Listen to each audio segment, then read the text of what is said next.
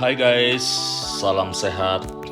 Kembali saya hadir menemani bersama Bapak Ibu saudara-saudara di mana saja berada untuk memberikan informasi-informasi penting berkaitan dengan kesehatan, terutama informasi mengenai bagaimana kita mengenal 1000 hari pertama kehidupan. Dan semoga informasi ini akan bermanfaat bagi Bapak Ibu yang menontonnya. Dan setelah Bapak Ibu menontonnya, jangan lupa like, komen, dan subscribe. Saya akan membagikan informasi ini, semoga bermanfaat. Selamat menyaksikan. Pemirsa di mana saja Anda berada, ketika kita mempelajari 1000 hari pertama kehidupan, hal mendasar yang harus kita pahami adalah bahwa kita harus mengerti dulu apa yang dimaksudkan dengan 1000 hari pertama kehidupan. 1000 hari pertama kehidupan adalah masa dimulai sejak pertama kali terjadi konsepsi atau terbentuknya janin dalam kandungan sampai dengan bayi berusia 2 tahun. Nah, ini adalah konsep dasar, pengertian dasar mengenai 1000 hari pertama kehidupan. Hal berikut juga yang harus kita pelajari dalam 1000 hari pertama kehidupan adalah mengapa 1000 hari pertama kehidupan itu merupakan hal penting yang harus kita perhatikan. Nah, ulasannya itu adalah bahwa 1000 hari pertama kehidupan itu merupakan periode window of opportunity atau masa emas untuk kita memperbaiki tumbuh kembang anak secara optimal. Kemudian yang kedua itu adalah merupakan masa kritis untuk investasi gizi, mencapai pertumbuhan dan perkembangan anak yang sehat. Jadi ini adalah alasan utama mengapa 1000 hari pertama kehidupan itu sangat penting untuk kita harus pelajari dan kita pahami. Selanjutnya berbicara mengenai 1000 hari pertama kehidupan, tentu harus kita mempersiapkan diri secara baik, terutama bagi pasangan muda-mudi atau pesutri yang ingin melangsungkan pernikahan. Jauh sebelumnya kita harus memahami dulu seberapa penting aspek-aspek yang mendukung semua kebutuhan yang pada akhirnya tujuan daripada kita menciptakan 1000 hari pertama kehidupan itu bisa berjalan dengan baik. Hal penting yang harus kita perhatikan pada saat kita menentukan pilihan hidup atau pada saat kita masih dalam masa-masa pacaran, ada konsep, ada pilihan, ada keputusan yang harus kita pelajari dan kita mengambil keputusan itu dengan beberapa pertimbangan-pertimbangan. Di antaranya adalah kita harus perhatikan sikap dan karakter daripada pasangan kita sendiri. Apakah sikap dan karakter daripada pasangan itu dia mendukung hubungan yang kita jalani itu, sehingga pada akhirnya tujuan daripada pernikahan yang akan direncanakan itu juga berjalan sesuai dengan harapan yang diinginkan. Kemudian yang berikut adalah caranya pasangan itu menghadapi masalah. Ini juga harus bisa dipahami, terutama pada saat kita menghadapi masalah dan di situ diuji kemampuannya untuk bagaimana dia menghadapi masalah dan bisa menyelesaikan masalah itu dengan baik. Nah, ini harapan yang sesungguhnya ketika kita masih ada dalam masa pacaran, ini yang harus kita bisa identifikasi dan bisa mewujudkan itu untuk mendukung hubungan ini menjadi sebuah hubungan yang harmonis. Kemudian yang berikut, bagaimana pasangan kita itu bisa melepaskan emosi.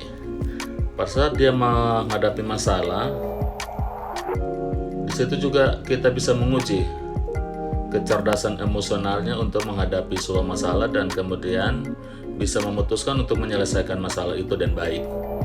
Kemudian yang berikut adalah caranya berinteraksi dengan orang lain. Pasangan kita juga dituntut untuk bisa berinteraksi dengan orang lain. Jadi tidak kaku, tidak boleh individual sendiri, harus memiliki sikap untuk bisa bergaul baik dengan semua orang, tidak boleh merasa sombong, tidak boleh merasa angkuh, dan bisa menunjukkan sikap dan etika yang baik untuk kemudian semua orang melihat bahwa kehidupan pribadi antara pasangan kita itu adalah pribadi yang baik. Yang berikut juga kita akan mempelajari seberapa pentingnya kita menentukan pasangan hidup yang ideal. Ini juga merupakan persiapan-persiapan yang sangat fundamental dalam rangka kita mewujudkan apa yang dinamakan dengan 1000 hari pertama kehidupan. Nah, menentukan pasangan hidup yang ideal itu ada lebih kurang 5 informasi yang saya tulis di sini dan boleh saya bagikan bagi Bapak Ibu di mana saja berada. Yang pertama, bahwa harus bisa mengenali diri sendiri.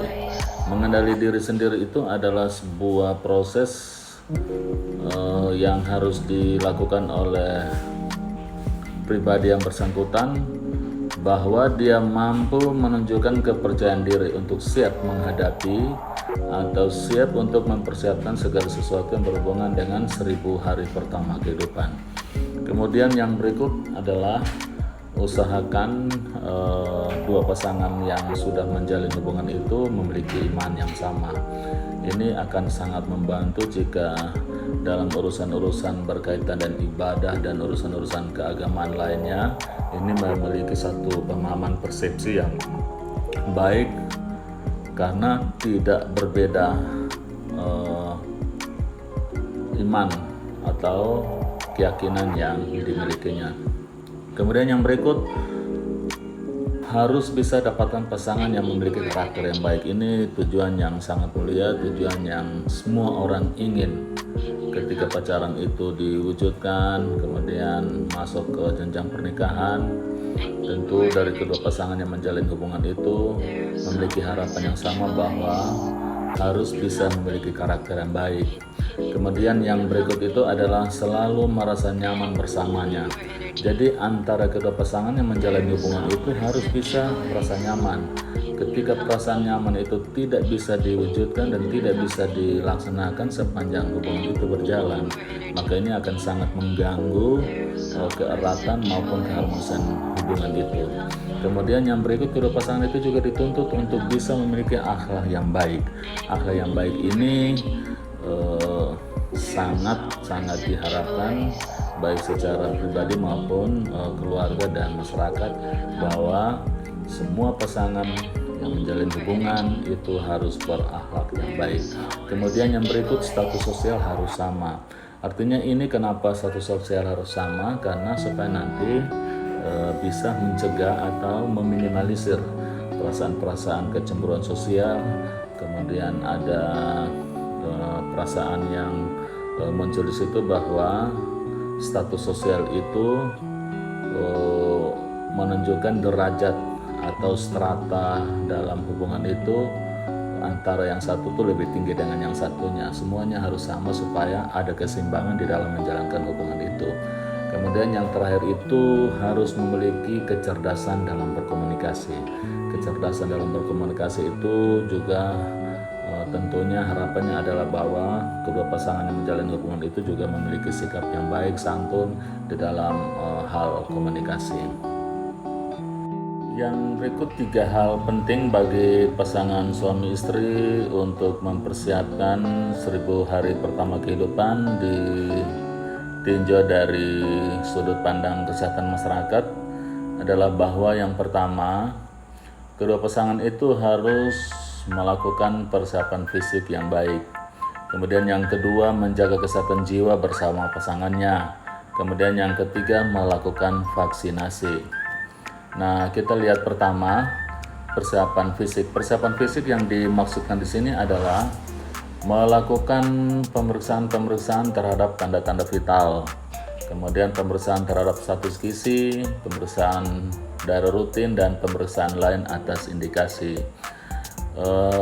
Yang diharapkan dalam persiapan fisik ini agar kedua pasangan ini bisa menentukan status kesehatannya secara baik, sehingga konsep 1000 hari pertama kehidupan yang direncanakan itu benar-benar juga sesuai dengan harapan atau impian yang diinginkan.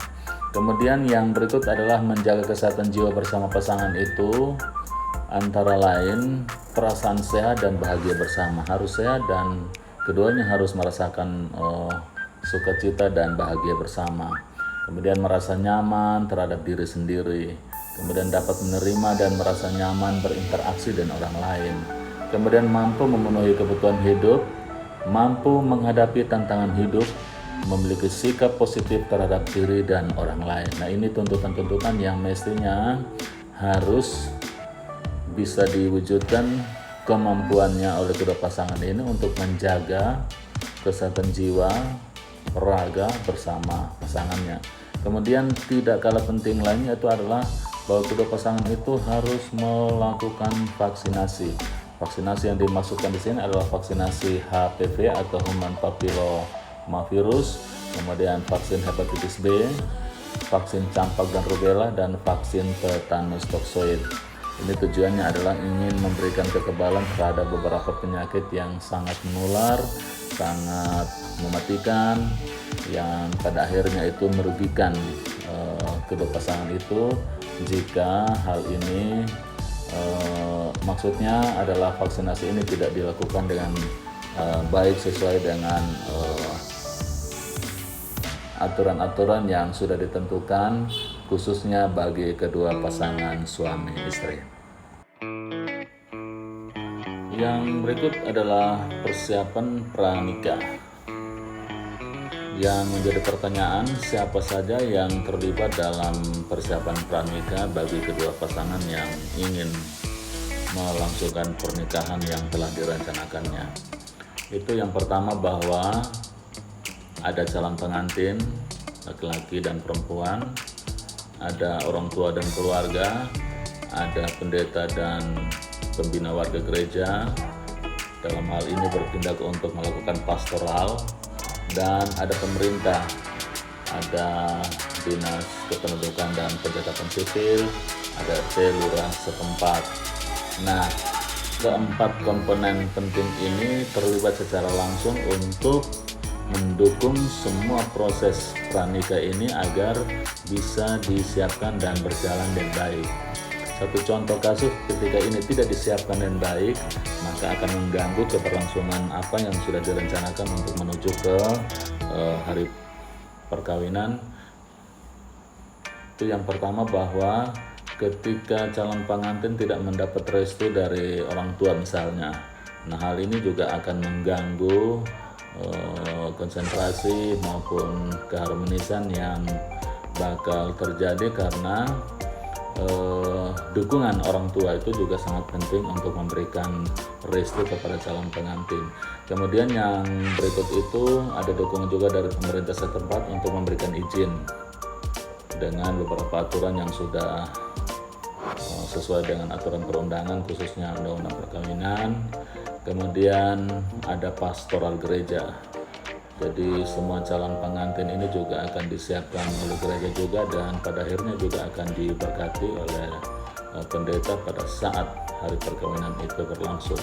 Nah, persiapan-persiapan ini harus dilakukan dengan baik sehingga tujuan pernikahan kudus yang diinginkan berjalan baik itu bisa kemudian terlaksana dan semua bisa berjalan dengan baik. Selanjutnya kita akan mempelajari intervensi kesehatan pada 1000 hari pertama kehidupan, dimulai pada usia kehamilan 280 hari.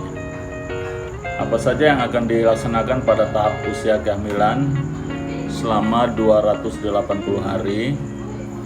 Itu yang pertama, ibu hamil wajib melaksanakan imunisasi tetanus toksoid pertama dan kedua. Kemudian ketika mengetahui bahwa sudah positif hamil, agar segera memeriksakan kehamilan di fasilitas kesehatan atau di dokter praktek. Kemudian maksimal pemeriksaan kehamilan itu 6 kali dengan rincian sebagai berikut: 2 kali pada trimester 1 12 minggu, dan 1 kali pada trimester 2 pada minggu 12 sampai dengan 24 minggu, dan 3 kali pada trimester 3 mulai dari usia kehamilan 24 sampai dengan 40 minggu. Jadi 1000 hari pertama kehidupan itu, masa kehamilan itu berusia 280, itu lebih kurang beberapa intervensi kesehatan ini yang harus dilakukan selama kehamilan itu berlangsung. Kita tahu bahwa ketika intervensi kesehatan ini tidak dilakukan pada usia kehamilan dengan teratur, maka akan berdampak dan mengakibatkan kondisi-kondisi abnormal yang bahkan terjadi pada saat kehamilan itu berlangsung, bisa melahirkan prematur atau bisa melahirkan dengan kondisi-kondisi patologis lainnya. Selanjutnya, ibu hamil harus melaksanakan pemeriksaan kesehatan secara teratur pada fasilitas pelayanan kesehatan terdekat maupun di dokter praktek, antara lain dengan tujuan agar bisa mengetahui tinggi badan dan berat badan. Tinggi badan dan berat badan ini akan menentukan status gizi daripada ibu hamil tersebut. Kemudian tekanan darah, kemudian nilai status gizi, kemudian harus mengetahui ukur tinggi fundus utero atau tinggi rahim sebagai referensi untuk mengetahui berapa lama usia kehamilan. Kemudian persentase janin dan denyut jantung janin juga harus diketahui, apakah denyut jantung bayi itu normal atau tidak.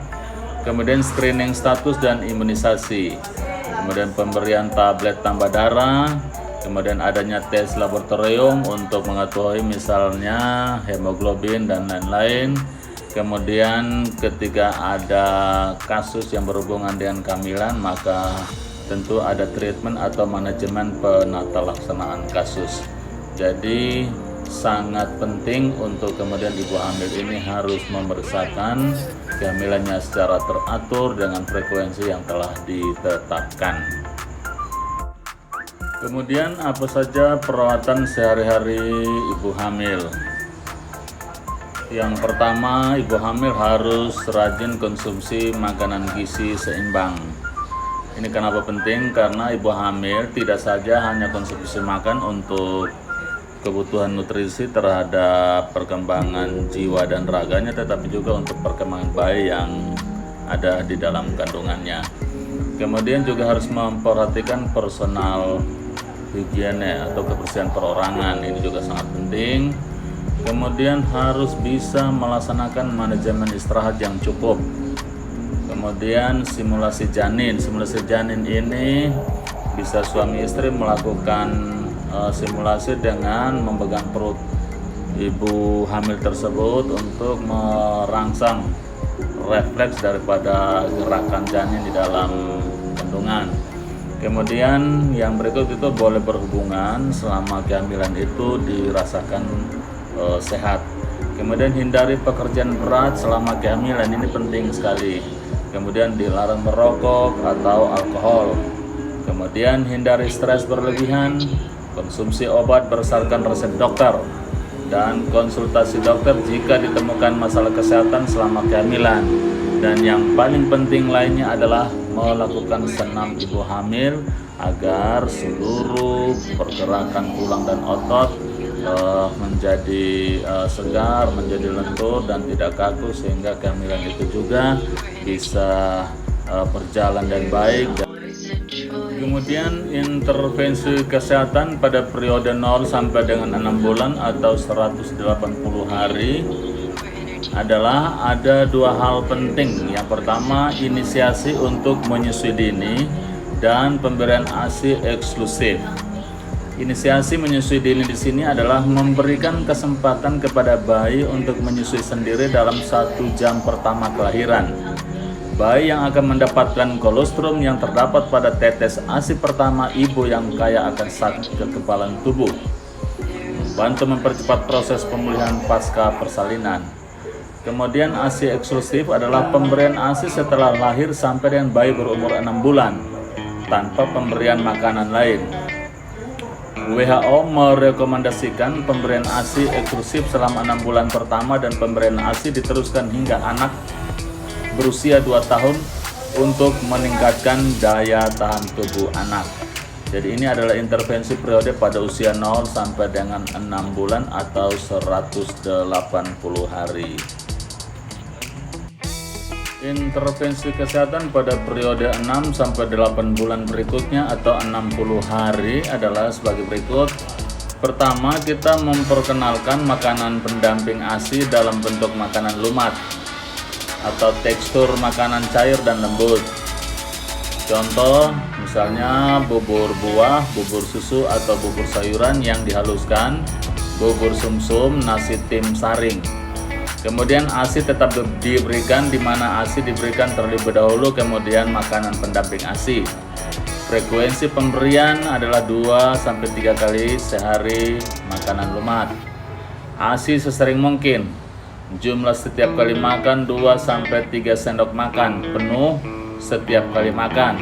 Secara bertahap ditingkatkan sampai setengah mangkuk berukuran 250 ml setiap kali makan.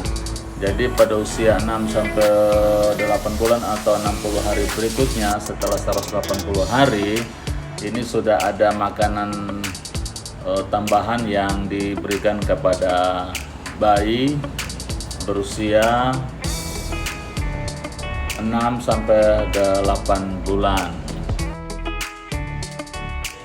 Kemudian intervensi kesehatan pada periode 8 sampai 12 bulan atau 120 hari berikutnya adalah memberikan makanan pendamping ASI dalam bentuk makanan lunak atau lembek, dimasak dengan banyak air dan tampak berair atau dicincang yang mudah ditelan oleh anak. Contoh bubur nasi, bubur ayam, nasi tim atau kentang puri. Untuk makanan selingan yang dapat dipegang anak diberikan di antara waktu makan lengkap. Kemudian ASI masih tetap diberikan. Frekuensi pemberian 3-4 kali sehari makanan lembek, tambah 1-2 kali sehari makanan selingan atau bergantung pada nafsu makan bayi, tambah pemberian ASI. Jumlah setiap kali makan 1,5 sampai dengan 3/4 mangkuk berukuran 250 liter. Selanjutnya pada periode 12 sampai dengan 24 bulan atau 360 hari berikutnya, intervensi kesehatan yang dapat dilaksanakan sebagai berikut. Mulai memperkenalkan makanan yang berbentuk padat atau biasa disebut dengan makanan keluarga, tetapi tetap mempertahankan rasa. Kemudian menghindari memberikan makanan yang dapat mengganggu organ pencernaan seperti makanan terlalu berbumbu tajam, pedas, terlalu asam atau berlemak. Kemudian finger snack atau makanan yang biasa dipegang seperti cookies, nugget atau potongan sayuran rebus atau buah baik diberikan untuk melatih keterampilan dalam memegang makanan dan merangsang pertumbuhan giginya.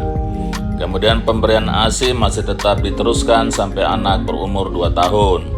Frekuensi pemberian 3-4 kali sehari makanan keluarga, tambah 1-2 kali sehari makanan selingan atau bergantung pada nafsu makan bayi, tambah pemberian ASI jumlah setiap kali makan. Semangkuk penuh berukuran 250 ml. Selanjutnya kita juga mengetahui proses pertumbuhan dan perkembangan di periode 1000 hari pertama kehidupan. Itu kita harus mengetahui setiap tahapan-tahapan pembentukan organ-organ di dalam tubuh janin sendiri, mulai dari plasenta, jantung, paru-paru, otot, hati, pankreas, ginjal, jaringan hematopoietik, jaringan adiposa, dan otak. Ini penting untuk diperhatikan asupan gizi yang baik agar organ-organ tubuh, organ-organ vital yang tadi saya sebutkan itu agar bisa berkembang dan terbentuk secara sempurna. Pentingnya pemberian perhatian penuh pada 1000 hari pertama kehidupan itu memiliki alasan yang sangat strategis. Yang pertama, bahwa terpenuhinya kebutuhan pangan dan gizi ibu dan anak. Kemudian yang kedua, menurunkan anak balita pendek atau stunting, anak balita kurus atau wasting, anak berat badan lahir rendah, ibu yang menderita anemia. Kemudian yang ketiga, meningkatkan keinginan ibu yang memberikan ASI eksklusif selama 6 bulan.